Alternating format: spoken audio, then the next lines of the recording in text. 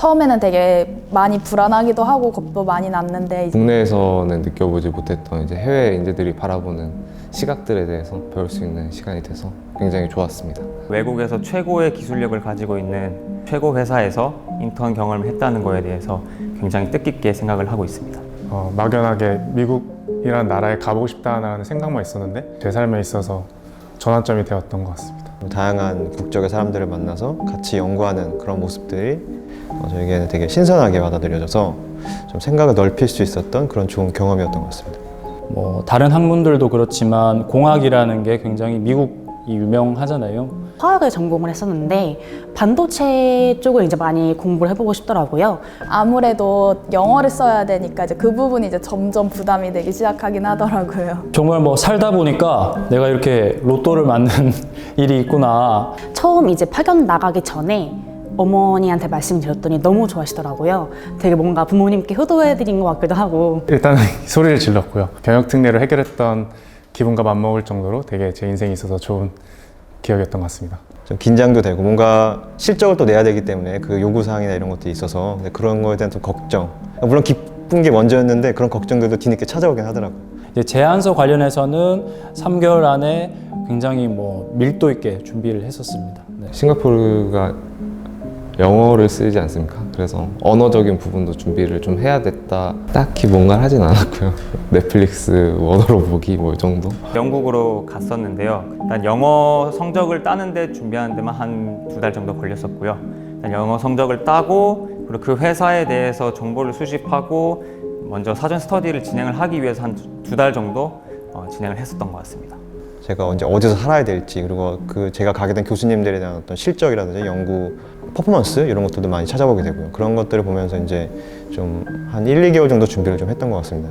우선은 AFM이라는 장비에 대해서 이해도가 좀 높아져야 했었습니다. 그래서 파크 시스템즈라는 기업에 한 달 반 정도 이제 그 장비 교육을 받았습니다.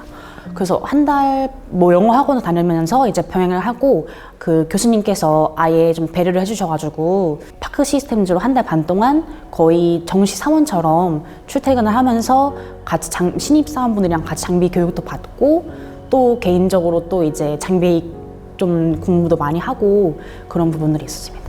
그래서 기숙사 친구들이랑 거의 일주일에 한 번 정도는 주방에서 모여서 홈파티식으로 같이 맛있는 것도 먹고 이렇게 놀았던 것 같고요. 일단 제가 집에서 이제 연구를 하다 보니까 화상 회의야 얼마든지 컴퓨터만 있으면 할 수 있는 거지만 실험 장비들이 없지 않습니까? 그래서 제가 어떻게 할까 고민을 하다가 저희 그 미국 아파트 내에 그냥 제가 3D 프린터를 제가 개인적으로 구입을 했습니다. 또 만들면 계측을 해야 하지 않겠습니까? 원래는 수백만 원, 수천만 원짜리 장비를 이용해서 계측을 하던 건데 어떻게 해야 하나 했는데 스마트폰 슬로우 모션 촬영을 해서 이 발생 변이를 계측한다거나 그런 기법들이 또 잘 개발되어 있더라고요. 처음에는 마냥 큰일 났다, 불편하다 이렇게만 생각을 했는데 이번 기회를 통해서 간단한 방식으로 굉장히 효과적으로 계측을 하고 시제품을 제작할 수 있구나 라는 걸 또 알 수 있는 좋은 계기였습니다. 저 같은 경우가 되게 한국인 입맛이에요. 전형적인 한국인이라서 김치를 못 먹으면 안 되거든요. 그래서 학교 안에 이제 한국인 식당이 있어요. 그래서 하루에 한 번씩은 꼭 가서 김치볶음밥을 먹었거든요. 그러다 보니까 이제 그 직원이랑 친해지면서 그 직원들이 이제 제가 김치볶음밥 시키면 알아서 뭔가 서비스가 나와요, 자동으로. 이게 이제 거의 되게 유명해지니까 거기서 제 친구들이 이제 저 말고 다른 나라 친구들이 가서 제 사진 보여주고 얘랑 친하다 그러면 이제 서비스를 이렇게 받아가면서 그게 먹은 적이 있었죠. 이제 모든 분들이 다 똑같겠지만 집에 있는 게 처음에는 익숙하지가 않아서 제일 답답하더라고요. 근데 그것도 이제 한 3개월 집에 있으면서 이제 익숙해지고 또 집에 있는 법을 찾아가기 시작한 것 같아요. 캠퍼스가 사실 열질 않았어요. 제가 갔던 3월부터 9월까지. 그래서 저는 정말 큰일이다 싶었는데 다행히 그 UMBC의 이수범 교수님이 굉장히 많이 지원을 해주셨어요. 연구실에 있는 컴퓨터를 직접 저한테 갖다 주시기도 하고 주 최소 3회, 월, 수, 금 3회 화상회의를 하는데요. 그 회의라는 게 일방적으로 제가 그냥 간단하게 말씀드리는 게 아니라 짧게는 1시간부터 길게는 2~3시간까지 굉장히 활발하게 소통을 했었거든요. 그래서 그런 이수범 교수님의 열정 덕분에 어떻게 보면 뭐 시간과 장소에 제약받지 않고 시시때때로 소통을 할 수 있었기 때문에 오히려 직접 가서 연구를 그 캠퍼스에 가서 연구를 하는 것보다 더 많이 이제 연구를 하고 온 것 같습니다. 아무래도 가장 먼저 떠오르는 키워드가 수평적인 문화인 것 같습니다. 이제 한국에서는 교수님이 학생들한테 그러니까 일방적인 지도라면 뭐 교수님께서 당연히 주도적으로 지도를 해주시지만 그 학생들 간에도 서슴없이 자기 의견을 말하는 경향이 있고 또 학생들이 교수님께도 교수님 아닙니다. 이렇게 하는 게 더 좋습니다. 좀 더 편하게 할 수 있었던 분위기가 있었던 것 같습니다.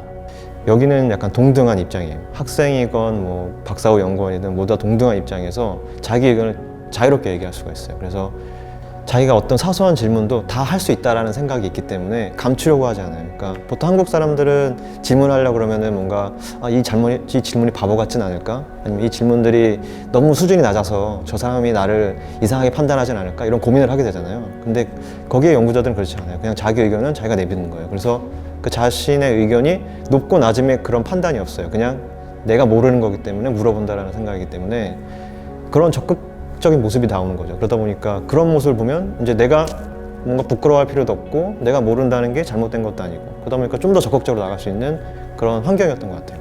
생활과 연구에 대해서 확실하게 분리를 한다는 것, 그 부분은 굉장히 큰 차이인 것 같습니다. 예를 들어서 가령 저희 뭐 대학원이나 연구실 같은 경우는 뭐 9 to 6, 9 to 10 이런 식으로 해서 뭐 굉장히 긴 호흡을 가지고 연구를 하고 생활을 하는데, 그러한 반면에 9시에 출근을 해서 5시면 정확하게 퇴근을 하고 5시 이후는 회사 직원들끼리 파티도 하고 뭐 펍을 가서 담소를 나눈다든지 그런 식으로 일과 생활의 확실한 분리와 철저하게 분리를 했던 것 같습니다.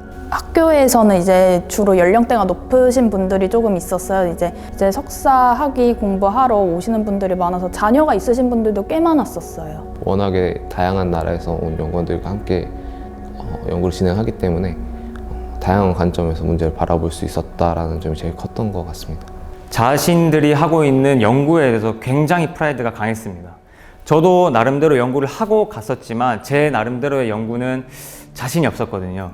근데 막상 가서 보니까 제 연구가 되게 값진 것이었고 이게 많이 발전된 연구라는 것을 그때 해외 나가서 알게 되었습니다. 실패를 하더라도 왜 실패했는지를 좀 설명할 수 있으면 되고, 이게 뭔가 논문 몇 편 이런 게 중요한 게 아니라 실제로 어떤 걸 새로운 걸 했는지 아니면 그 과정을 통해서 무엇을 배웠는지에 초점을 또 많이 맞추는 것 같더라고요. 그래서 그런 부분을 많이 배웠던 것 같습니다. 장비 시스템이 되게 잘 돼 있어서 전 학교에 있는 장비들이 한 홈페이지에 다 등록이 돼 있어요. 제가 필요한 장비가 있을 때 홈페이지에서 찾아서 다른 과에 있는 장비를 확인할 수가 있고, 그래서 그쪽으로 연결을 해서 자기가 쓰고 싶을 때 쓸 수 있어요. 근데 한국은 그런 시스템은 거의 없고 보통 이제 물어서 찾거나 아니면 뭐 교수님들끼리 어떤 연락을 통해서 찾거나 이런 식이라서. 한국 같은 경우에는 좀 실적 중심인 것 같아요. 뭐 당연히 실적 중요하죠.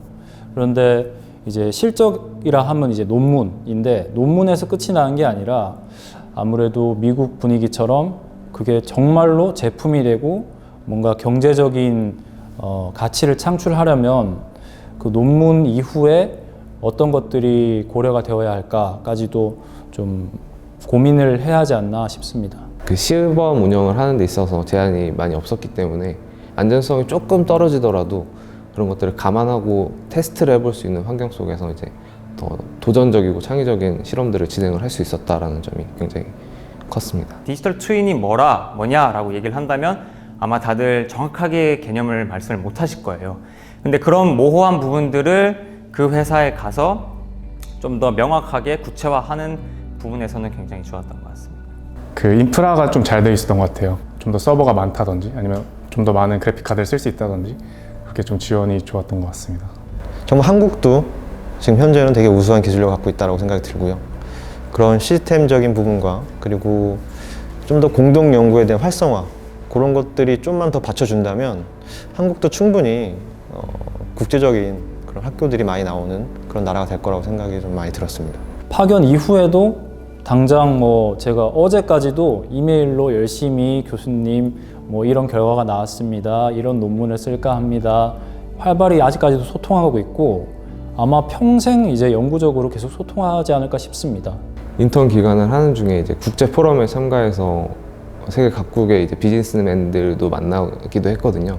네, 그런 과정 속에서 이제 제 인적 인프라들을 많이 쌓아갔고, 뭐 직접적으로 지금 다가오는 거는 제가 궁금한 것들이 있을 때 물어볼 수 있는 해외 친구들이 생겼다라는 점이랑, 사업을 한다든지 아니면은 좀 큰 연구를 진행을 할 때 글로벌 인재들과 함께 연결될 수 있다라는 그 인적 인프라가 있다라는 게 굉장히 든든한 힘으로 작용하고 있는 것 같습니다. 그 회사 자체가 영국을 본사로 두고 있기 때문에 뭐 포르투갈, 스페인, 뭐 기타 등등 그 유럽에 있는 다양한 친구들이 많이 모이더라고요. 그 저희 분야 쪽에서 가장 잘하고 있다는 친구들이 다 모여서 연구를 하는 거기 때문에 제가 비록 한국에 돌아왔지만 뭐 SNS라든지 또는 뭐 이메일이라든지 그런 부분으로 계속해서 지금도 연락을 쭉 하고 있습니다.